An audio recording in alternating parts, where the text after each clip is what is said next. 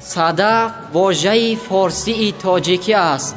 در فارسی میانه، فارسی باستان و اوستا واژه‌ای صد به معنی صد یعنی عدد صد کاربست شده است. تا نوروز 50 روز است و 50 شب، یعنی 20 روز از ماه بهمن و 30 روز از ماه اسفند.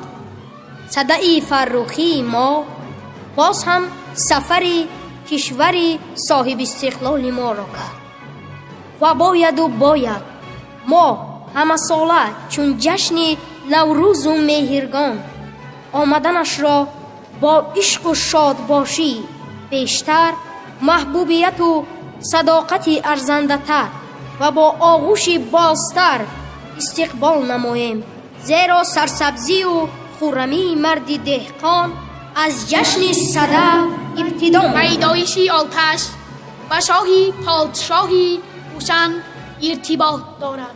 در اسطوره هوشنگ کشف آتش ضروریت مردم را به آتش و روشنی دعوت کردن است، یعنی صدف نوری خورشیدی است از سردی به سوی گرمی تا آستانی گلفشانی نوروزی عالم افروز. نهاد اندر آن مرزی آتش کده بزرگی نوروز و جشنی صدف.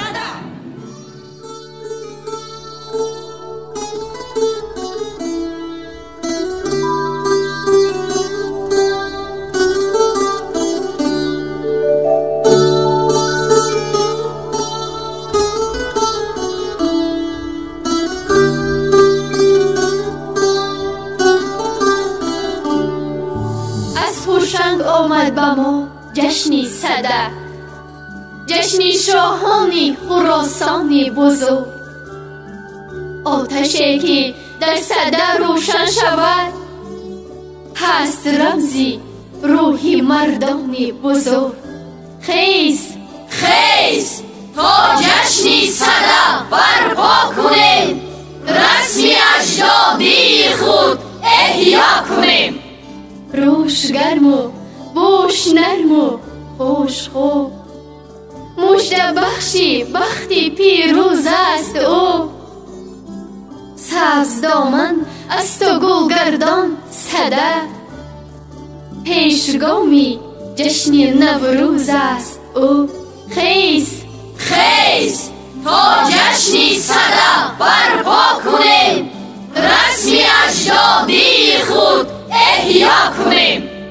جشن نور است و ضیا و توی و سر، جشن خورشید است این جشن صدف. دور امن و ملک امن و خلق شاد، دور جمشید است این جشن صدف. خیز خیز تا جشنی صدف برپا کنیم، رسمی اجدادی خود احیا کنیم.